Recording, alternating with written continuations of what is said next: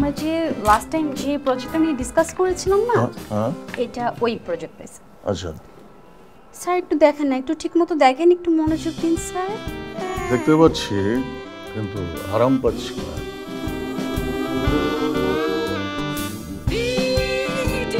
Sir আমি আপনাকে আরাম দিচ্ছি স্যার।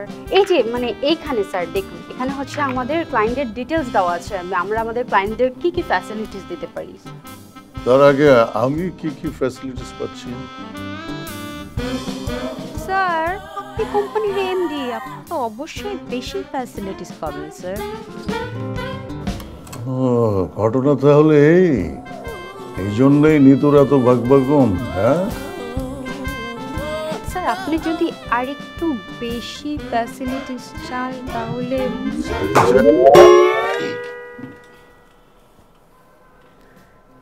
শব্দটা কোন দিক থেকে আসলো? জানি না স্যার কোথা থেকে আসলো। Okay carry on. মুডটাই নষ্ট হয়ে গেল।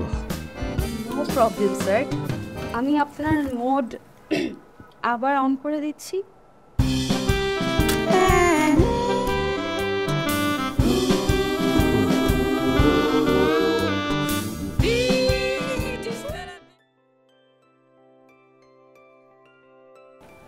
মা আমি তো অফিসে এসে তোমাকে এসএমএস করেছি, এখন বারবার ফোন দিচ্ছ কেন? খুব জরুরি একটা খবর আছে। তোর বাবা আজকে আমাকে খুবই অপমান করেছে। এখানে সিরিয়াস হওয়ার কি আছে? বাবা তো তোমাকে সবসময় অপমান করে। আরে প্রতিদিনের অপমান আর আজকের অপমান এক না। আমি তোর বাবাকে দেখিয়ে দিতে চাই। কি করবা তুমি? চাকরি। তুমি চাকরি করবা? হ্যাঁ করব। সবাই চাকরি করে যার যার ব্যস্ততা আমাকে দেখাবে আর সেটা আমি হজম করব তা না, আমি নিজেও চাকরি করে তোমাদেরকে আমি দেখিয়ে দিতে চাই। ভালো তো, চাকরি করো। তুই একটা ব্যবস্থা কর আশা, তোর মায়ের পাশে তুই একটু দাঁড়া। আমি এই অপমান আর সহ্য করতে পারছি না। মা আমি তোমাকে এখানে একটা হেল্প করতে পারি, একটা খুব ভালো চাকরি আছে। শোনো, মন্টু মামার রেস্টুরেন্টে একটা রান্নার লোক লাগবে। আমি একটা কাজ করি, আমি এখনই মন্টু মামাকে ফোন দিয়ে তোমার নাম বলি, ঠিক আছে?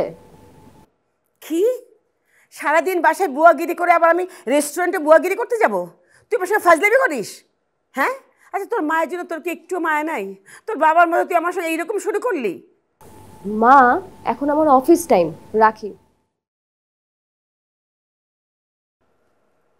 আশ্চর্য, আমার মুখের উপর ফোন রেখে দিল। হ্যাঁ আচ্ছা, আমার জন্য কি একটু মায়া নাই? আশ্চর্য, আমি অবাক হয়ে যাচ্ছি। কার জন্য আমি এত কষ্ট করি, কার জন্য রান্না বান্না করে হাত পুড়ে খাওয়াই। শিক্ষা হয়ে গেল আমার।